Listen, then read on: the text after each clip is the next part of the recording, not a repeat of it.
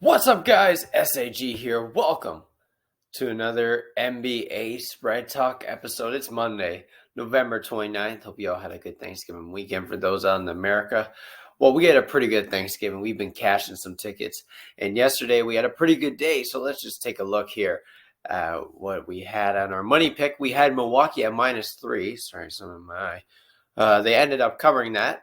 So we ended up getting the win on the money pick. We went 2-1 in our average picks. We got Golden State right, -2.5. They had a pretty good game defensively. I watched that game. Detroit +10.5. What did I tell you about LA? Got that Detroit hoodie on right now. They be coming through for us. LA just cannot finish off teams, and teams cover. They may not win against them, but they cover at the least. In Detroit, they were down by as much as 17, and they came back to cover that game, I believe, by 5.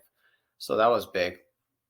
In Toronto, I made a mistake, guys. I probably should have made this an avoid pick just to hold onto because I really thought Gary Trent Jr. was going to play this game. And they didn't have many players in the lineup. They only had 11 players dressed. They just got overwhelmed by Boston because they didn't have Trent Jr., they didn't have Anunoby, and they didn't even have Kemba. It's a tough loss there. And the avoid pick, we actually got correct. Let me just edit this here. I don't know why I put 1-1-0. Memphis ended up getting the win against the Sacramento Kings with no Rashawn Holmes and no Harrison Barnes. So, just looking at our all-time totals, we're at 6-2 with the money picks. We're at 14-7 with our average picks, and we're at 3-6 with the avoid picks. So we're still cruising. Had a good day yesterday. Hope you guys will join here as we have another great slate today. Instead of 5 games, we actually got 9 games on today. So let's get the show on the road right now. I'm just going to scroll up here to the first game.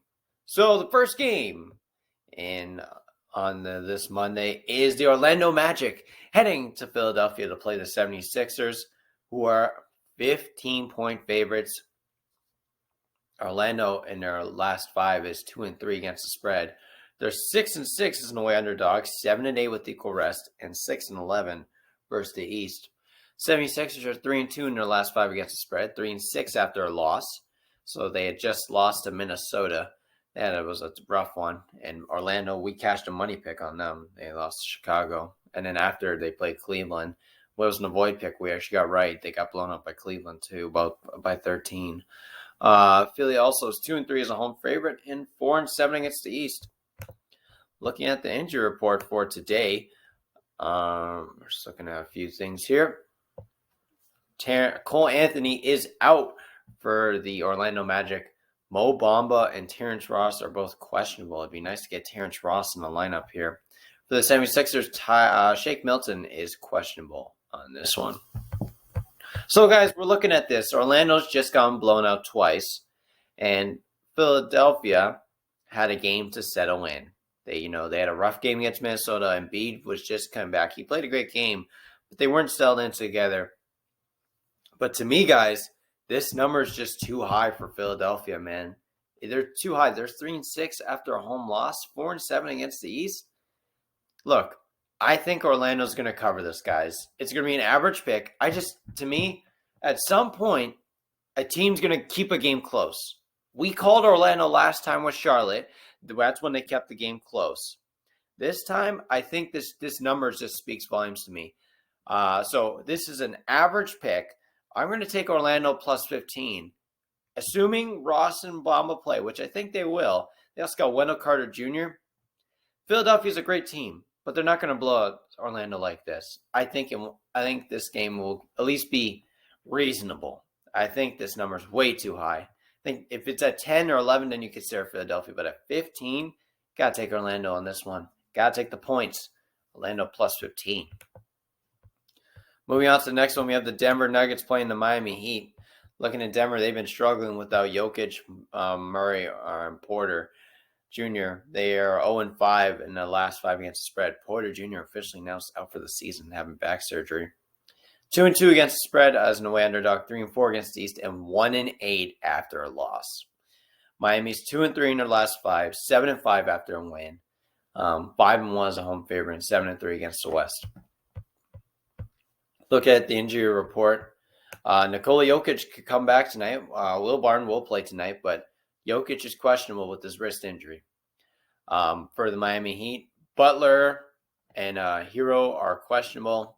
I think Tyler Hero will play tonight, and Markieff Morris is still out.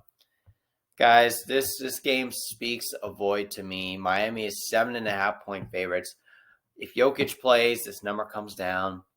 If Jokic doesn't play, this number comes up. I mean, I don't know what to say. Like, this is a big revenge game, so Jokic could play, but I can't make assumptions, and I don't really know what Denver's going to be like when they get Jokic back because they don't have Porter Jr. or Murray. Miami's been playing pretty good. So if I were to take someone here, I'll take Miami minus 7.5. But guys, just avoid this one. There's too many unknowns. Even Jimmy Butler might not play. He's questionable for this game. So we really don't know. We don't know who's going to play.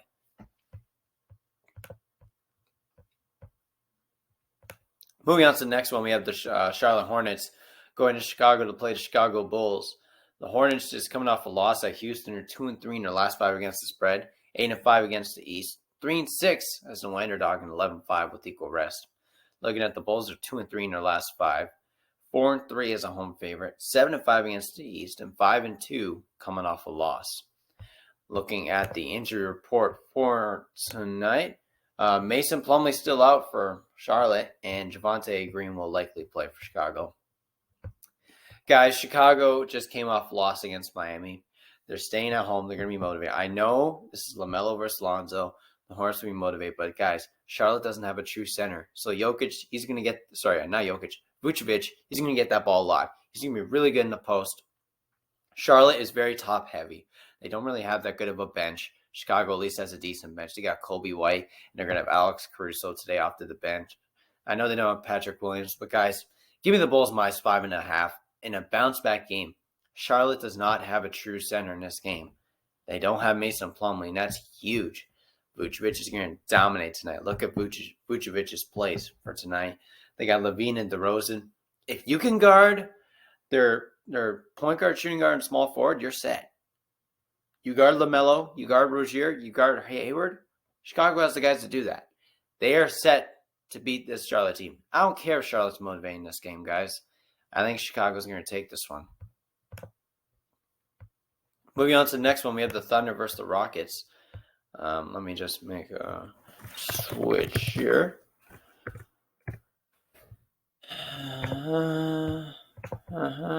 Bang.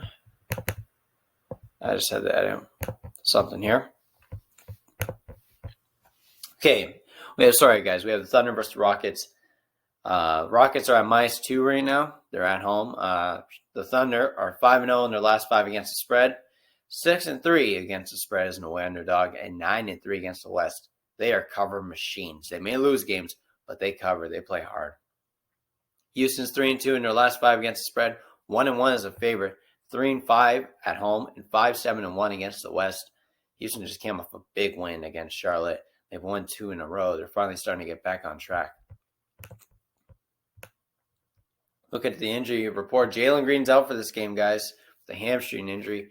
And Kenrich Williams is out for the Oklahoma City Thunder. And guys, I don't trust this Houston team at all.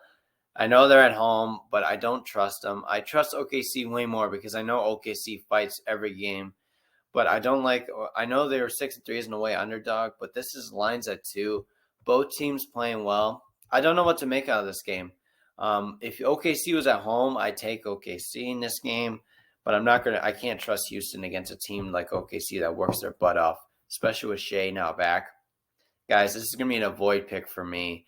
I'm going to take Oklahoma City +2, but just avoid this game, guys. Next up, we have the Indiana Pacers heading to Minnesota, coming off a loss. Timberwolves coming off a win to play the Timberwolves. Looking at Indiana, we cashed on them yesterday. Thank you, Indiana, with Milwaukee. Indiana is 2-3 in their last 5 against the spread. They're 3-1 with no rest. They're 5-2 as an away underdog. 5-2 versus the West, and 7-5 coming off a loss. Timberwolves 4-1 in their last 5. 4-5 after a win. 4-4 as a home favorite, and 3-2 versus the West. Let's take a look at the injury report for this one. Nothing for Indiana, and Patrick Beverley's out for this one. So we got an interesting scenario. Minnesota's coming off a big win against Philadelphia in overtime. They were all business. D'Angelo Russell had a fantastic game, spoiling Joel Embiid's return. Indiana coming off a big loss against Milwaukee where they just got blown out. Now Indiana's playing a back-to-back, but keep in mind, Indiana, they rested most of their players in the fourth quarter. They'll be ready for this game, guys. They will be ready. They're motivated. They're pretty good against the West, as I said, 5-2, away underdog. I just can't see that the Timberwolves can't be a favorite in this game. They're a great team, but this team with Indiana can match with them. Indiana couldn't match with a small ball lineup that Milwaukee had, but Indiana can match with the Minnesota's lineup. Guys, take the points here. I'm going to go with the average pick here. I'm taking Indiana +3. You may get it at +4. Take both. I'll even take +2. But guys, Indiana the cover. I'm basically saying they can keep it a one possession game. I think they can sure win this game. This is a sleeper spot for Minnesota, who are 4-1 in their last 5 against the spread. They're due for a setback, and I think tonight's their setback. Moving on to the next one, we have the the Cleveland Cavaliers heading to Dallas, who are 6-point favorites here. The Cavs are 4-1 against the spread in their last 5. They're 6-2-1 as the underdog. They're 5-3 against the West, and they're 6-2-1 after a win. Guys, these are cover machines here in Cleveland. Dallas is 3-2 in their last 5, 5-2 after the loss. 3-4 as a home favorite, and 1-5 against the East. Not too good against the East, which is pretty surprising if I'm honest. Looking at this injury report, C.D. Osman is questionable and Dean Wade is doubtful. Jalen Brunson's been upgraded to probable. I know this is questionable here, but he's upgraded to probable. We're probably going to see Jalen Brunson play this game, which is big for Dallas. Jalen Brunson is huge. He's a natural point guard who can come off the bench, put in some minutes. They're going to need him for this game. So, guys, I looked at this, and at first I thought, wow, could I take Dallas? Because last time Washington played Dallas, we went against Dallas, who didn't have Jalen Brunson then. We took Washington. Washington straight up won that game. This Cleveland team just came off a big win against Orlando at home. They might not be ready for this game, but guys, I think they're going to be ready for this game. And to me, what stands out is the big matchups with Markkanen, Mobley, and Allen. In my opinion, this is going to be way too much, especially Allen. When Allen comes against like a Dwight Powell, oh, bro, just call it a day. Even if Porzingis covers Jared Allen, what are they going to do with Lauri Markkanen? What are they going to do with Mobley? See, the Cavs have the size to keep them in games. It's just whether defensively they lock in. I feel like, honestly, Cleveland has the size. Cleveland has the size to keep them in games. This is why they're covering games. And I just feel like in my heart that Cleveland is going to cover this game. They'll keep it close because Dallas just doesn't have the defense to stop them. They just don't. So, guys, I'm going to take Cleveland +6. I know we're going back to the well again of Dallas at home not playing so well. Cleveland +6. They're going to keep this at least within a reasonable margin, within 2 possessions in this one, in my opinion. So, looking into the next one, we have the Washington Wizards heading to San Antonio to play the Spurs. Washington is 2-3 in their last 5. We cashed in with them after failing. We took them against OKC. They lost. And then, I think they won by 2. But this time we took them to cover against Dallas, and they straight up won that game. The 3-2 against the West. 1-3 is an away favorite, and 7-5 after a win. Spurs are 2-3 in their last 5. 1-3 after a win. 3-3 as a home underdog, and 4-3 against the East. Coming off a huge win against the Boston Celtics, where they had to put a mighty effort in that fourth quarter. And Boston had a lot of guys out, but they burned us on that one.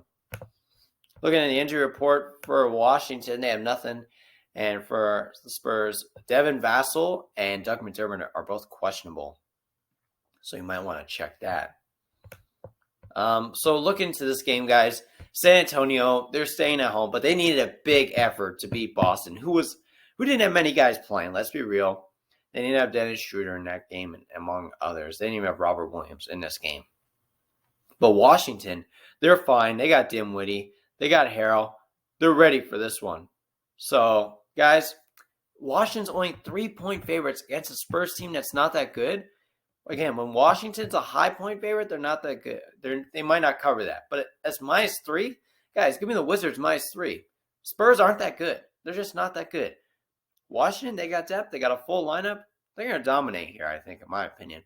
But I'll take them at -3 as an average pick.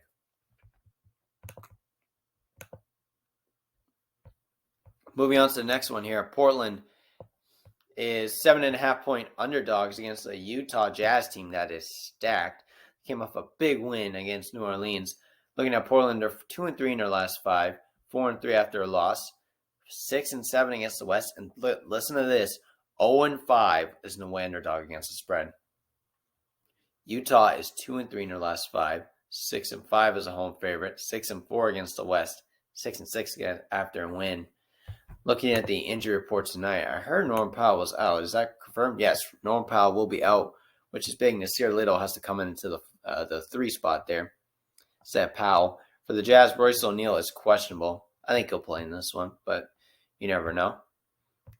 So guys, I'll be honest, guys. I'm completely avoiding this game. Like, I'm social distancing from this game, guys. On one hand, this Utah team is really good. They are good defenders. They have good offense, and Portland's not that good defensively. But at the same time, look, Portland has Damian Lillard and CJ McCollum, and they're 7.5-point underdogs, more than 2 possession underdogs. So what we're saying is these 2 superstars are going to get blown out by Utah, who's already won a game by a lot against New Orleans. They already got their revenge, so they're not looking for revenge tonight. I don't know what to think about this game.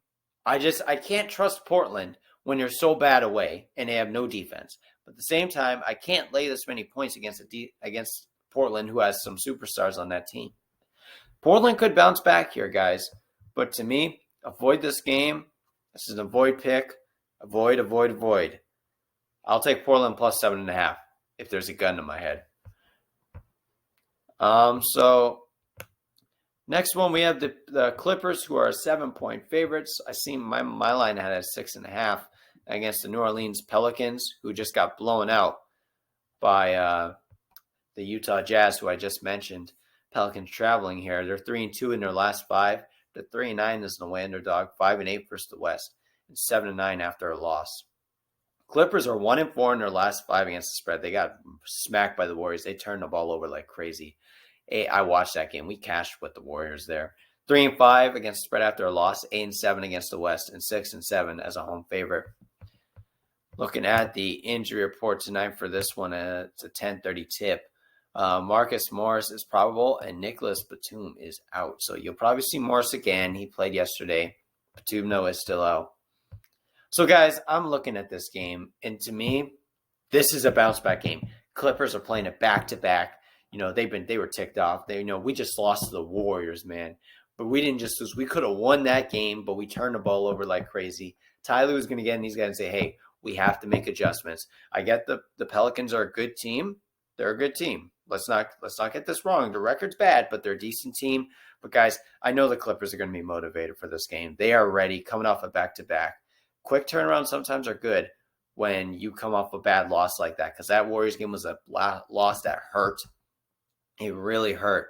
But the Clippers only has 6.5-point favorites. Guys, we got to take this. This is a money pick. They're going to be bouncing back.